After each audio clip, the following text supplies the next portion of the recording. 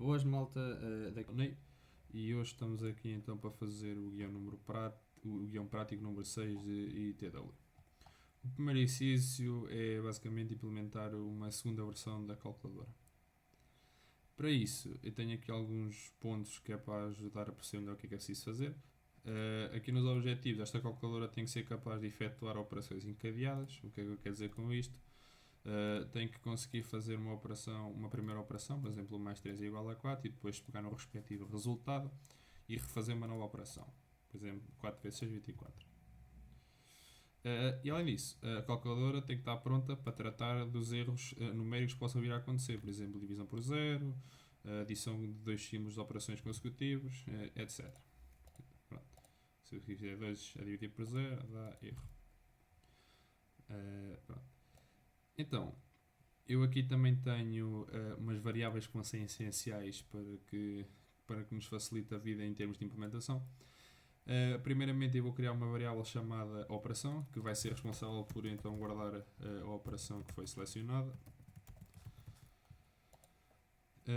Depois nós vamos precisar também de uma variável que guarda uma referência para a box que vai mostrar o resultado, ou seja, esta box aqui. Isto aqui é importante, pois nós bastantes vezes no nosso código vamos ter que vamos ter que manipular o atributo do value desta box para conseguir mostrar o resultado. Vamos precisar também de uma outra variável que nos vai indicar se estamos no estado inicial da calculadora ou não. Eu aqui vou chamar start. Ou seja, quando damos F5 ele está no estado inicial, que é basicamente sem nada, e só tem aqui apenas este 0. Depois vou precisar de duas variáveis, uma chamada op1 e outra chamada op2. Aqui o objetivo destas variáveis é então guardar os inputs numéricos antes e depois do sinal da operação. Eu tenho aqui dois exemplos, por exemplo, se nós introduzimos 5 mais 7 na calculadora, o op1 vai guardar o valor 5 e o op2 vai guardar o valor 7. E aqui neste segundo exemplo, o op1 vai guardar o valor 10 e o op2 vai guardar o valor 1400. Pronto. Ou seja, o que está depois e antes do respectivo sinal da operação. E por fim, nós vamos ter que criar uma variável control que pode ter estes dois valores, 1 e 2, sendo que 1 significa que estamos a escrever para o op1, ou seja, que estamos a introduzir valores antes do sinal da operação, e caso seja o controle igual a 2, significa que estamos a escrever para o op2, ou seja, estamos a introduzir valores depois do sinal da operação. Esta variável basicamente serve para identificarmos em qual das variáveis anteriores estamos a escrever. Pronto. Posto isto, então eu vou só aqui criar a estrutura das funções que vamos ter que implementar, que é o, por exemplo, que é o addNumber, é o addOperation,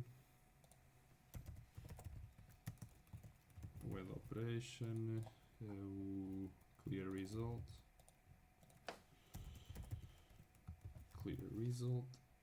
e além disso falta o calculate. Pronto. Começando aqui então pelo addNumber. Basicamente o addNumber vai ser chamado sempre que carregamos numa destas teclas numéricas. E o que é que nós precisamos aqui dentro desta função? Precisamos ter acesso ao valor que estamos a carregar. Para isso vamos usar o atributo que eu expliquei na aula passada, que é basicamente o event.target, que basicamente vai nos dar dinamicamente o elemento no qual nós estamos a carregar. Mas mais uma vez, como nós não precisamos toda a informação proveniente do elemento, precisamos apenas do value, temos então .value.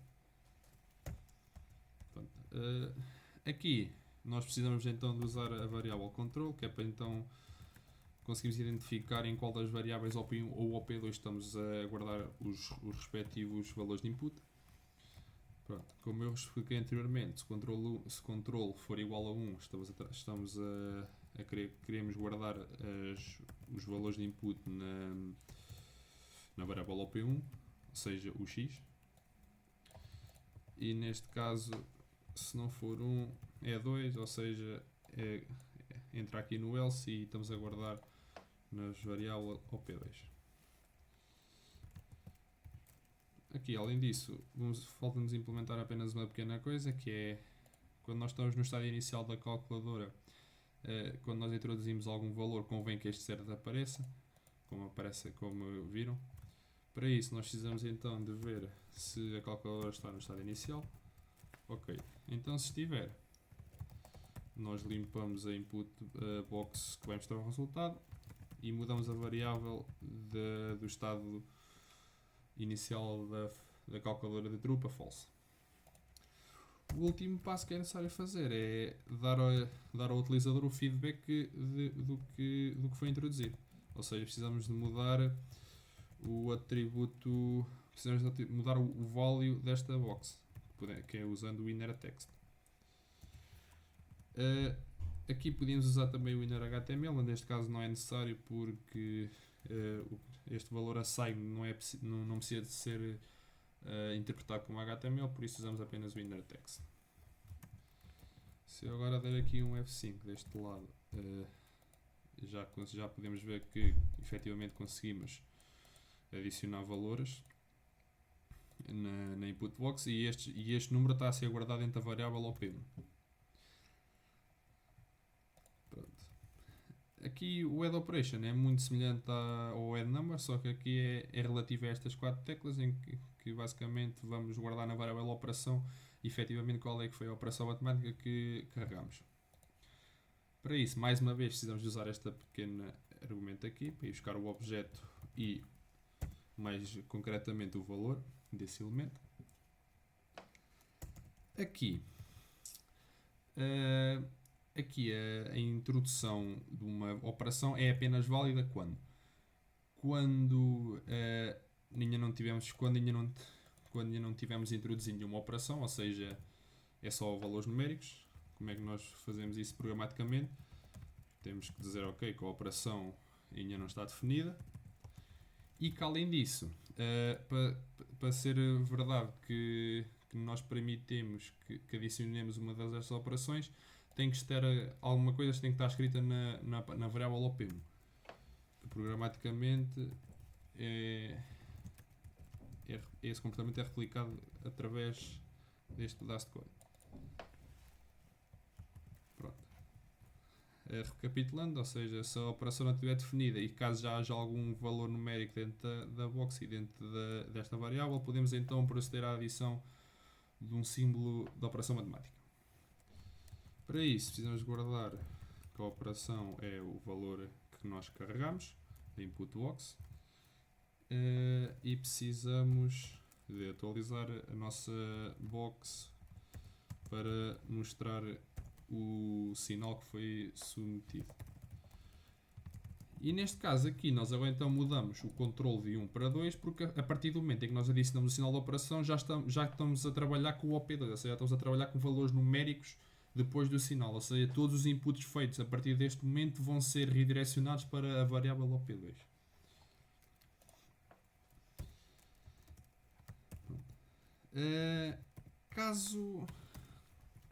Caso não seja válido adicionar uma operação, temos que mostrar uma mensagem de erro a dizer que não é válido mostrar a operação. Fazer a operação. Aqui eu vou criar uma função que vai se chamar erro e que basicamente vai resetar todas as variáveis para a variável nos estados iniciais, ou seja, o start é true, o control passa a 1, a operação passa a uma string vazia, o op1 passa a uma string vazia, o op2 também, e apresentamos uma mensagem a dizer erro na box, que é para o utilizador ter feedback do que aconteceu. Pronto. Ou seja, aqui basta então chamar a operação erro. Vamos testar. Se eu adicionar uma operação logo de início dá erro. Pronto, isto aqui não dá porque ainda não implementei. Mas então se eu adicionar dois sinais de operações consecutivos também tem que dar erro. Pronto. Está implementado.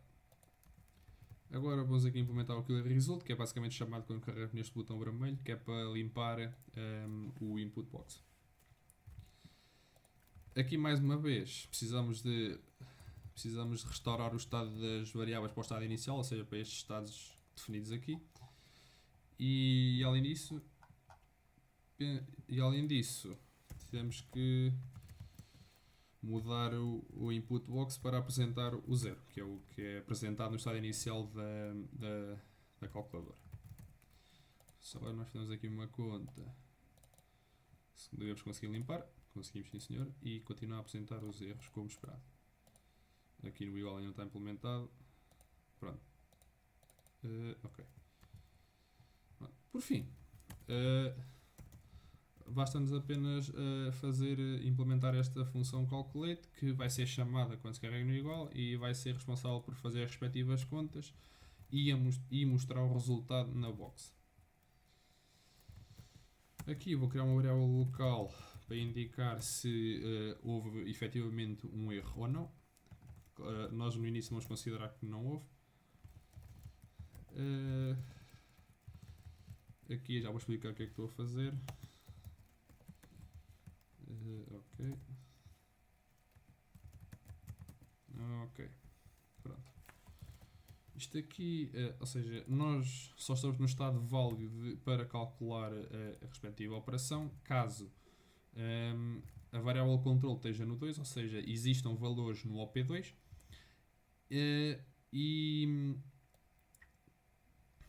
quer dizer, não é existem valores no OP2, é porque aqui, ou seja, nós estamos a mudar o valor de controle quando carregamos numa operação, mas isto não chega para identificar se a expressão aqui colocada está correta. Ou seja, além de termos adicionado uma operação que, além de termos adicionado uma operação, temos de também ter alguma coisa à frente da operação, que é o que eu estou aqui a dizer. Ou seja, o OP2 tem que ter alguma coisa guardado, porque senão dá erro. Ou seja, este controle 2 consegue-nos indicar que efetivamente adicionamos uma operação e que temos alguma coisa no OP1 também. Aqui no else eu só vou então chamar a função erro, porque se esta primeira instrução não se cumprir, dá logo erro. E aqui é replicar o código que fizemos na semana passada, ou seja, a partir do valor do argumento da operação, conseguimos então decidir que operação fazer. Então aqui é a divisão, acho que é uma barra, não, fazer a primeira multiplicação. Ok. E por fim, a divisão. E aqui, pronto. Eu aqui não vou adicionar o default porque não vale a pena. Pronto. Ou seja, eu aqui esqueci de uma coisa. Mais uma vez, estes valores de OP1 e OP2 são do tipo de dados string, ou seja, não serve para o que a gente quer. Nós queremos converter este tipo de dados de string para numéricos, para que as operações sejam efetuadas corretamente. Para isso eu vou aqui criar duas variáveis locais, que vão ser os valores transformados de string para um valor numérico, neste caso é inteiro. OP2 numérico igual a parseInt OP2. Aqui basta fazer o que nós fizemos na semana passada, ou seja, precisamos de guardar, precisamos de fazer a conta e guardar uma variável. Mas aqui, em vez de guardarmos diretamente no inner, em vez de guardarmos na box, ou seja, na variável de referência da box, vamos guardar no OP1. Para quê? Para permitir fazer as operações encadeadas, porque quando nós fazemos a primeira operação, dá um resultado e depois na segunda operação o resultado vai ser o OP1. Pronto. Ou seja, para isso basta então aqui nós fazer OP1 numérico mais OP2 numérico. Aqui é semelhante, apenas mudando o sinal. Aqui é o sinal de multiplicação e por fim é o sinal de divisão. Aqui nós temos ainda que tratar do outro erro, que é caso o segundo valor seja 0, temos que dizer que é impossível, porque a divisão por 0 é impossível. Caso o valor numérico do OP2 seja 0, então temos que mostrar um erro. Ok.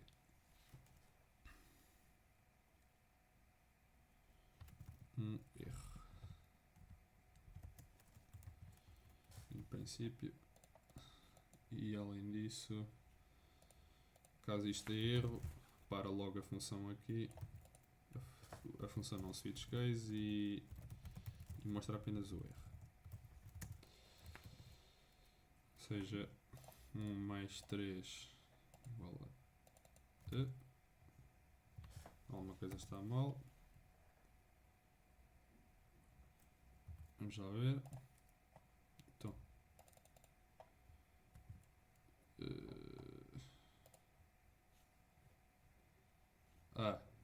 Pois é, porque lá está. Mais uma vez, eu aqui só estou a guardar na variável OP1, ou seja, ainda é preciso mostrar ao utilizador o feedback do que está a acontecer. Pronto. Para isso aqui, então, no final deste switch, se não houver nenhum erro, que é para isso era aquela variável, eu aqui esqueci-me de, ok, se aqui acontecer um erro, mete esta variável a 1. Ok. Se aqui não aconteceu nenhum erro, voltamos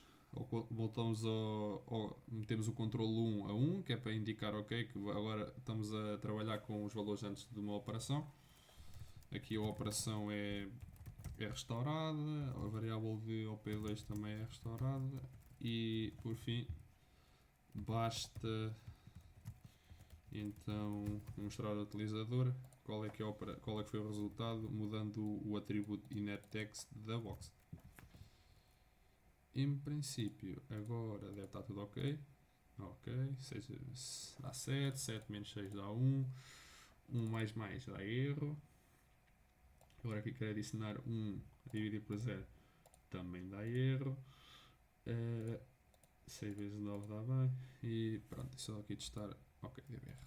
Pronto, basicamente a implementação passa por isto. Aqui no início no número 2 basicamente é para fazer a implementação do formulário usando o JavaScript para validar os campos deste formulário. Para isso, nós temos que fazer e implementar uma função chamada validate, que é responsável por verificar se o formulário está válido, e esta função é executada quando carregamos no botão de enviar. Esta função vai retornar true ou false dependendo da validade do formulário. Primeiro, o nome tem de ter no mínimo 3 letras.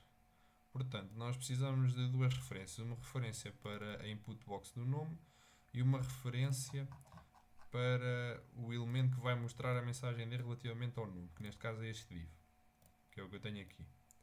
Depois, basta verificar qual é que é o tamanho do input da box do nome, que conseguimos ir buscar esse valor através do value.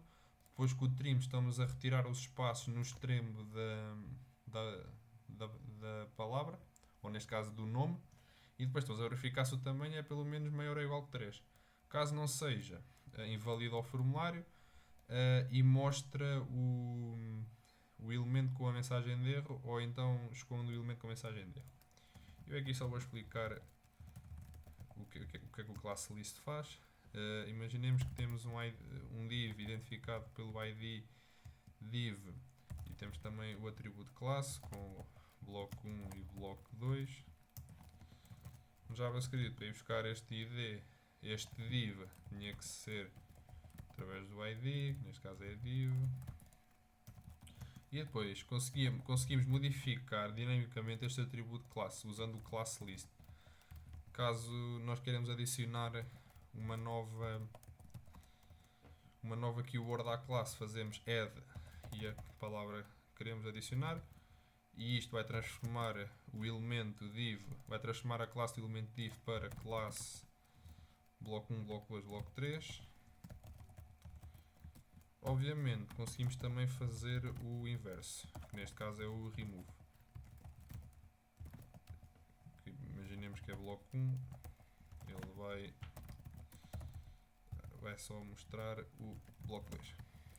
Isto aqui dá-nos jeito, porque assim conseguimos modificar dinamicamente o atributo classe dos elementos que mostram um erro e através de palavras definidas pelo Bootstrap nós conseguimos mudar o comportamento em termos de estética do site, ou seja, conseguimos esconder ou mostrar esta mensagem de erro, dependendo do resultado desta validação. Pronto.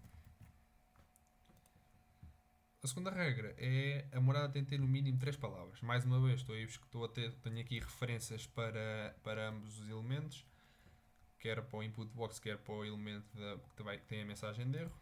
E depois eu estou a ir buscar todas as palavras que estão introduzidas nesta input box. Neste caso dá para fazer usando o split, que vai-nos, caso nós tenhamos escrito Olá a Deus na input box, isto vai-nos retornar um array com duas palavras, que basicamente são as palavras que estão separadas por um espaço. A partir deste momento, para saber o número de palavras que temos na morada, basta ver o tamanho deste array. Se o tamanho deste array for maior ou igual que 3, está tudo ok. Se não, mais uma vez mostramos a mensagem de erro e invalidamos o formulário. Aqui tem de escolher pelo menos um curso, ou seja, neste drop-down tem que fazer a seleção de um destes 4 cursos. Para isso, nós primeiro precisamos de efetivamente ter o index do elemento selecionado. Neste caso aqui o index seria 0, 1, 2, etc. E além disso, também precisamos de ter acesso às opções que este drop-down tem, que é feita pelo .open. Já usámos isto na aula passada. E mais uma vez, preciso de uma referência para o elemento que mostra a mensagem relativamente a este elemento. Então, para verificar se nós temos um curso selecionado, se nós repararmos aqui do lado do HTML, todos os options têm um value definido, exceto o primeiro, que é uma string vazia. Ou seja, nós a partir disto conseguimos indicar se temos ou não algum curso selecionado. Ou seja, caso o value da opção selecionada seja uma string vazia, quer dizer que nós não temos nenhum curso selecionado, o que invalida o formulário. Pronto, e depois mostra a mensagem de erro e depois, caso esteja tudo ok, esconde a mensagem de erro. O penúltimo é, temos de escolher pelo menos 2 meios de transporte. Ou seja, mais uma vez, eu aqui tenho uma variável chamada transportes selecionados, até devia de ser número de transportes selecionados, que basicamente o que vai fazer vai retornar todos os input boxes que estão selecionadas. Eu aqui estou a usar o query selectoral, que basicamente vai fazer uma query ao documento inteiro e vai primeiramente procurar por todos os tipos de elementos de input, ou seja, pode ser por exemplo este, pode ser por exemplo qualquer um destes, pode ser qualquer um destes, mas eu quero inputs que tenham apenas o atributo name igual a veículo, que neste caso são estes 3 aqui. E destes 3 só quero apenas aqueles que efetivamente estão selecionados, que é o que este 2.checkered faz. Depois, para verificar quando estão selecionados, basta verificar o tamanho do array, que é o que o .length faz. Depois, verificamos se o tamanho do array é maior ou igual que 2. Caso não seja, mostra a mensagem de erro e invalida o formulário. Caso esteja tudo ok, esconde a mensagem de erro. Por fim, temos que escolher pelo menos uma cor. Aqui o código é exatamente igual, mudando apenas aqui o input, o atributo name de veículo para cor. E depois, aqui se não houver nenhuma cor selecionada, tem que dar erro. Caso exista pelo menos uma cor selecionada, está tudo ok. Testando agora isto, se pusermos apenas all, deu erro. Se pusermos olá, já está tudo ok. Aqui olá adeus, dá erro, são apenas 2. Bom dia, já deve dar lá. Aqui, se pusermos lei, dá também. E selecionamos uma apenas, não dá. Selecionamos 2, já dá. E aqui, selecionamos 1, já dá também. Pronto. E basicamente é isto. Aqui no início número 3 basicamente vai ser para implementar o jogo do Totobola, que foi um dos testes dos anos passados.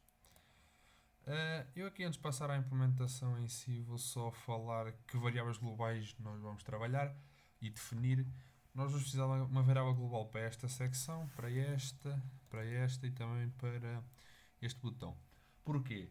Porque nós primeiramente vamos precisar de modificar estes valores de acordo com as seleções destas boxes e por fim, caso exista uma aposta em cada um dos jogos, temos que meter este botão available.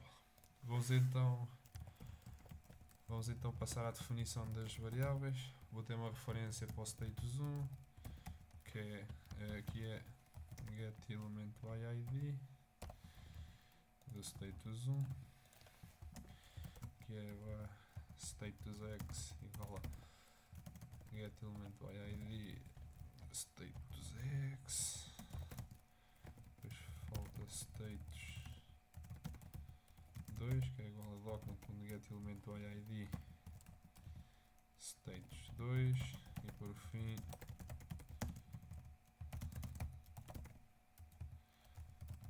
o botão. Além disso, ainda vou definir aqui umas variáveis numéricas globais que vão nos ser úteis para fazer alguns cálculos necessários durante a implementação. Vou criar aqui então uma variável chamada apostas válidas, que já vou explicar o que é que isto é. Apostas igual a, aqui não, a chamar múltiplas, se calhar. E chamar selected one, selected x e selected 2. Ok. Pronto. Aqui o apostas válidas basicamente vai armazenar o número de apostas válidas que existe nesta lista. Basicamente uma aposta válida é considerada válida quando existe pelo menos uma destas boxes está selecionada. Aqui o selected one x and 2 basicamente vai contabilizar o número total de boxes que estão contabilizadas por coluna, ou seja, quantas boxes do tipo coluna 1 estão selecionadas, do tipo X estão selecionadas e do tipo 2 estão selecionadas. Por fim, aqui o múltiplas vai armazenar um valor relativamente ao estado de apostas múltiplas que existem nesta lista. Por exemplo, nós primeiramente vamos definir uma aposta simples por jogo, que é para... Ok. E então, se nós tivermos uma aposta dupla, tem que aparecer aqui o 2. Mas caso nós agora adicionemos outra aposta, que é uma aposta tripla, tem que ser 2 vezes 3. E caso adicionemos outra aposta tripla, tem que ser 2 vezes 3 vezes 3. Se tivermos outra múltipla, é 2 vezes 3 vezes 3 vezes 2, que é igual a 36 e assim sucessivamente. Pronto. Este valor de múltiplas vai ser então esta variável vai guardar então este valor para escolher então aqui a box que deve ser selecionada de acordo com as contas que eu expliquei aqui em cima. Estes valores têm que estar entre 1 e 384. Pronto. Nós aqui temos esta função boxClicker, que basicamente vai ser chamada sempre que carregamos numa destas boxes, desta lista. E esta função vai ser responsável por atualizar estas secções aqui em baixo e também estes botões e para escolher o botão correto. E caso exista uma aposta por linha nestes 13 jogos, este botão tem que ficar available. Portanto, como é que vamos fazer isto programaticamente? Sempre que carregamos neste botão, vamos verificar nestes jogos todos se existem updates no que toca às seleções destas colunas. Por isso, por cada vez que nós carregamos numa box, temos que resetar todas as variáveis globais, que é para não estar a adicionar valores de estados anteriores. Pronto, já está. Agora, a partir deste momento, nós precisamos ter acesso a estes 3 elementos, que são os 3 elementos definidos por linha. E como podemos ver aqui, o ID tem um padrão específico, que é a palavra jogo, o número da linha em que se encontra o jogo, neste caso é 1, 2, assim sucessivamente até 13, e depois temos underscore e o respectivo número que identifica o tipo de coluna que estamos a trabalhar. Então, para nós conseguir ir buscar todos estes elementos de uma forma elegante, basta usar um for loop que vai começar em 1, vai até 13 inclusive, e depois basta então criar aqui umas variáveis cujo ID vai ser dinamicamente modificado para estar de acordo com o padrão que vimos anteriormente. Por exemplo, este varEx vai verificar se a coluna 1 está selecionada, aqui é a coluna do meio e aqui é a coluna final. Aqui é a coluna final. Pronto. Agora já temos quase tudo o que precisamos. Aqui só vou criar uma variável chamada aposta na linha, que eu já vou explicar o que é que vai ser isto mais à frente. Pronto. A partir deste momento precisamos de atualizar este valor de apostas válidas. Quando é que uma aposta é considerada válida na linha? Quando existe pelo menos uma destas boxes, está selecionada. Então, para isso, vou fazer, ok, se existir pelo menos uma das boxes que esteja selecionada, então a aposta válida é incrementada no valor. Pronto. Ou seja,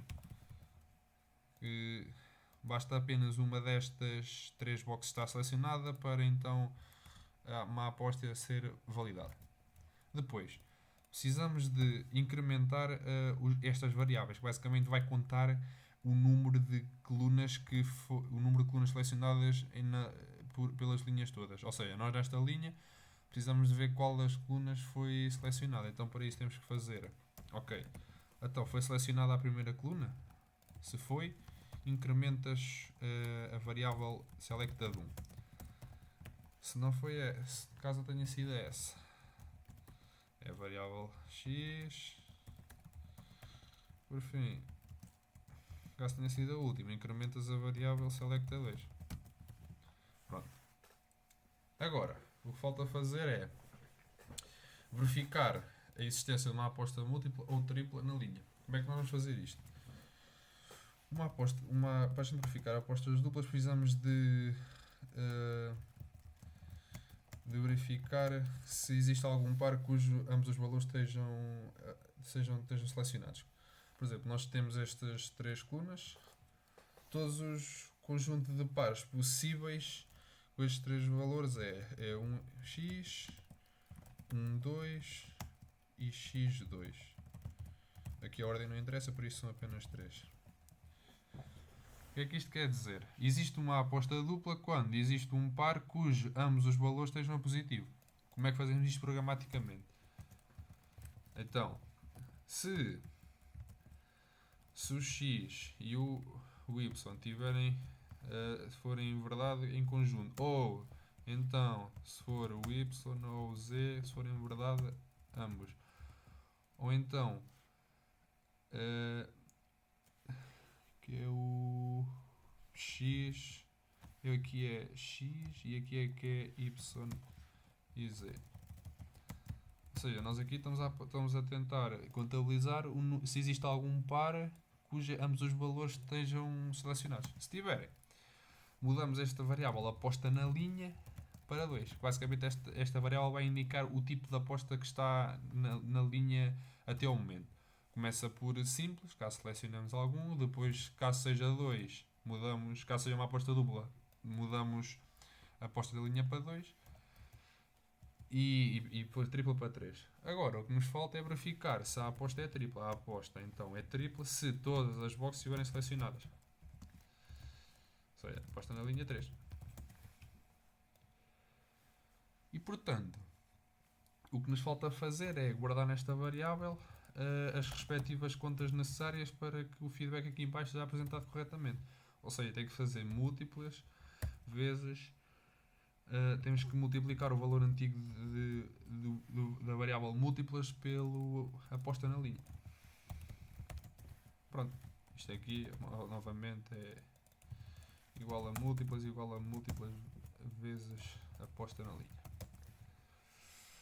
Neste momento todos os cálculos já estão feitos e variáveis atualizadas. O que falta-nos fazer é apenas modificar os elementos para apresentar aqui o feedback ao utilizador. Para isso eu vou criar então uma variável chamada setStates, que vai ser responsável por então mostrar os resultados no web browser. Então, vou criar aqui a variável setStatus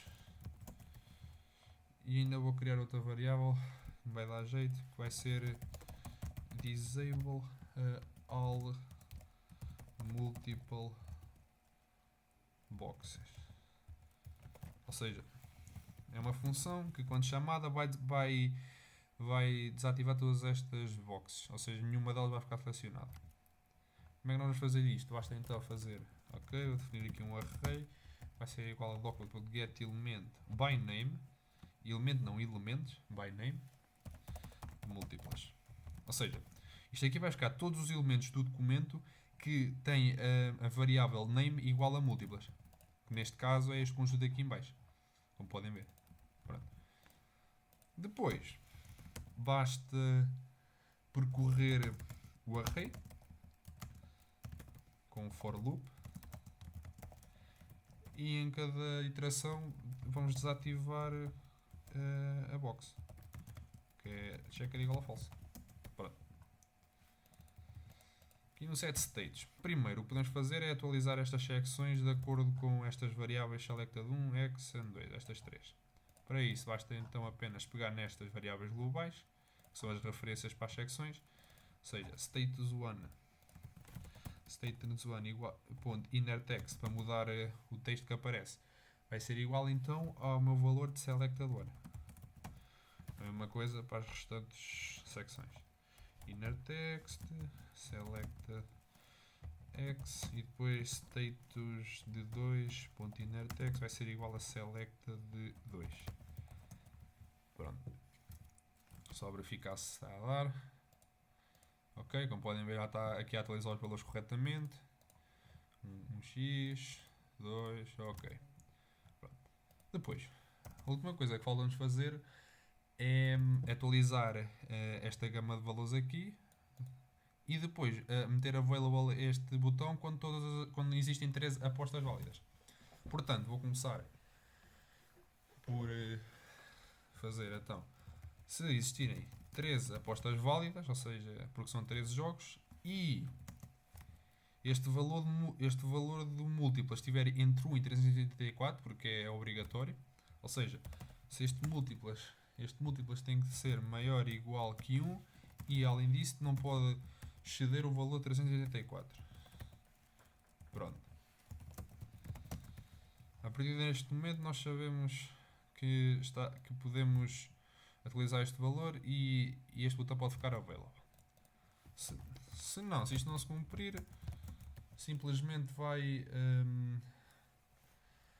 desativar todas as boxes e além disso vai desativar o botão novamente. Disabled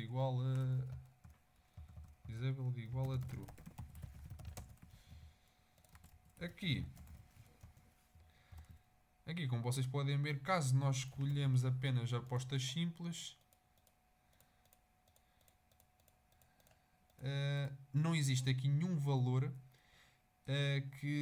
um valor a 1, que é para indicar o feedback só que o estado das apostas múltiplas é 1 porque não existe nenhuma apostas múltiplas, é só simples.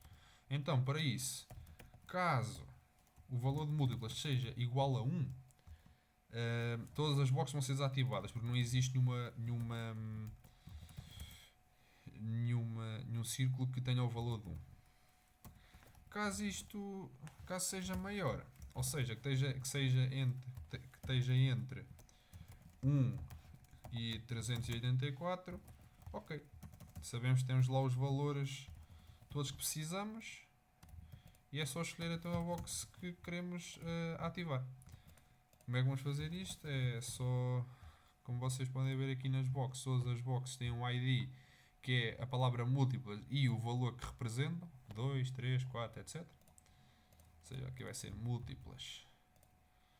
Ou seja, por exemplo, pode ser varx igual a document.getElement by, aqui a ID já, getElement by ID, e depois é a palavra múltiplas e o respectivo valor de múltiplas. Pronto. Depois aqui, basta selecionar a box dinamicamente, com o check de igual a true, e além disso, acho que está tudo aqui, falta só no final, quando entra neste if, ou seja, quando a aposta é válida, temos que ativar o botão, ou seja, disable igual a false. Ou seja, este código, deixa eu só meter aqui para ser mais legível. Ok. Ok, ou seja, este código aqui é só para atualizar estes valores aqui de múltiplas. Aqui, pronto, este if aqui é só para assegurar que cá seja 1, ele não dá erro porque não encontra aqui nenhuma box. Ou seja, desativamos todas, seja qual for esteja ativado, porque ele desativa todas. E pronto, e caso seja maior que 1, podemos ativar a box, sabemos que ela está lá. E sempre que uma aposta é válida, temos que então ativar o botão. Vamos lá ver então se já está a dar. Ok, aqui é 1300, exato. Aqui já podemos apostar. Pronto. Aqui é erro porque eu não devo ter a VPN ligada, mas em princípio eu tenho que dar. Depois, selecionamos uma aposta múltipla, que é um duplo, tem que aparecer aqui 2. Selecionamos uma outra tripla, tem que ser 2 vezes 3, 6, outra 3, 18. Agora vou aqui tentar exceder o valor para vocês verem que efetivamente ele aqui anula, porque o valor não é válido e também não apresenta aqui nada. E pronto, penso que seja isto. Aqui deixa só ver se é mesmo problema da VPN. Ok, é mesmo. Pronto. Pronto, a implementação, esta é capaz de ser um exercício mais complicado, mas se vocês conseguirem fazer este exercício já estão preparadíssimos para o primeiro teste prático. Portanto, é tudo.